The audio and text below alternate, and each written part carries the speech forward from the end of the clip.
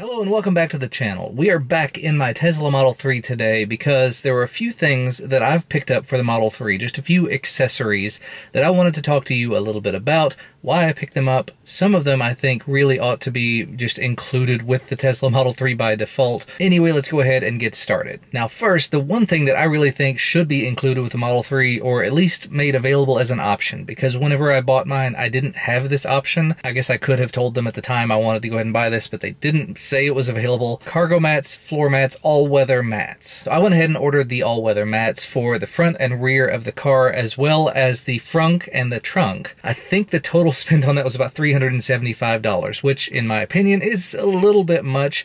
There are some third parties that do make them, but these are very nice floor mats. I'll be showing you some B-roll of them as I'm talking about them. But there's something that as soon as I knew I was going to be taking delivery of the Model 3, I went ahead and placed an order for, because living in Kentucky, the weather is just, it's weird. So far this year we've had a couple of snows, we've had a ridiculous amount of rain, and as such you can even see my passenger's floor mat it's kind of nasty. We've cleaned it a couple of times, but the good thing about this is it's no longer carpet, which means that we can very easily just pull that out, rinse it off, wipe it off with a wet paper towel, or spray it off, or whatever we choose to do. And we don't have to keep taking them out and shampooing them or anything. If it was a traditional floor mat, we would have to take that out and we would have to wash it and wait for it to dry before we could put it back in. With this, it's so super painless. So that's one that I think whenever we were buying the Model 3, it should have been an option on the website.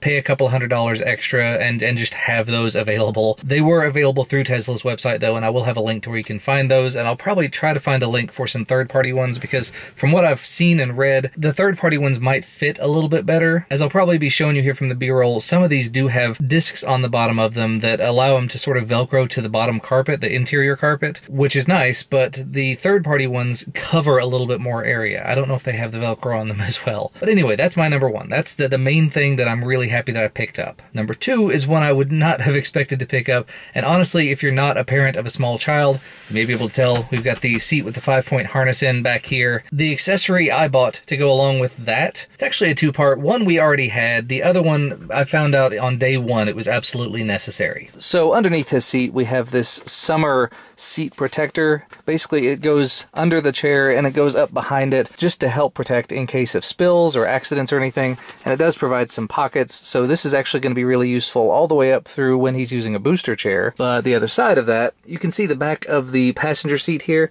It has a cover on it. This is just a kick cover, because in the first few days of having this car, you can see I don't have a huge amount of room between the back seat and the front seat, and our 3-year-old is getting taller by the day, so his little feet reach the back of the seat, and when he gets upset about anything, or he just is excited or happy or whatever, he kicks the back of the seat constantly. So within that first couple of days, he was doing just an awful lot of damage to the back of the seat.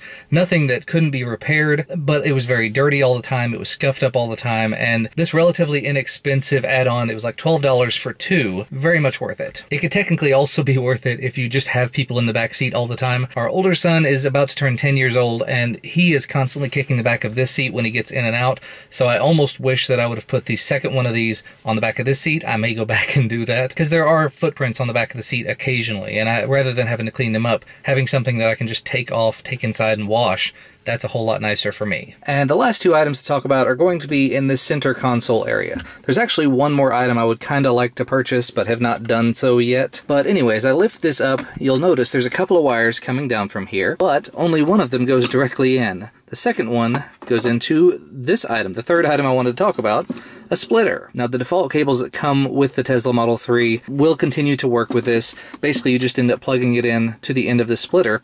But the nice thing about this is I can, on the other end of this splitter, put whatever I want. This is an mSATA hard drive. I think it's 256 gigabytes. So one of the USB ports I've got down here goes straight into charging a phone. The other one splits. One of those splitters goes straight to the phone, the other one goes to this hard drive, and now if you look up here, you can see a little camera with a red light. That means it's actually recording everything using the front dash cam. So that, I think, was a very valid, very worthwhile purchase, and it was like $5 for that splitter, and it does work. And the final purchase, the one that has actually been really, really useful for me, is this. This is the Jetta Products wireless charger. Normally when you buy the Model 3, you have to take all of this off and run wires through. You see you have the grooves here for the wires to come up. Well, I took those off, and then again, under here, you can see the wires coming back through and they plug in. This wireless charging plate is a place for you to put two phones and have them both charge wirelessly at the same time. So every time you get in and out of the car, you don't have to just fiddle around with your phone to try to get it to hit on that charging cable. Instead, you can just sit it down,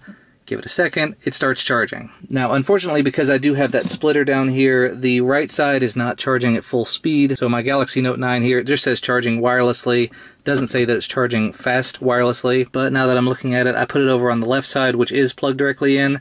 It did not say charging fast wirelessly either, so that's alright. It's supposed to happen with a software update, but apparently is not working with this. Oh well. Now, the one downside I've found with this charging panel so far is it has sticky pads on the back, but as you can see, it's wobbling around because the sticky pads didn't really work. That could probably be remedied with either some double-sided tape or a dab of hot glue or any number of different ways to get this to stick in place. It hasn't really been a big deal for day-to-day usage, and it does stick up a little bit. You can see here there's only a tiny lip where my finger can fit, so putting the phone in here, it does have a tendency to kind of shift, but realistically, I think that's another option that Tesla really should have made available. So many phones nowadays do have wireless charging built in that it would have been nice, even if they had to partner with a third party, to have had that as an option whenever we purchased the car. And actually, I think that's where I'm going to go ahead and wrap this video up for today. I haven't bought a huge amount of accessories for this car yet, but the few that I've picked up have actually been very worthwhile in my opinion. And if you happen to have a Model 3, I'll put links to where you can find all of these things down below. Thank you, as always, for watching. Thank you for subscribing to the channel if you have already, and if you have not, try to hit that subscribe button down below. It definitely helps the channel. And if you hit the notification bell, you're supposed to get notified when new videos become available. So make sure to do that because I've become kind of infrequent in posting. But I will see you again next time.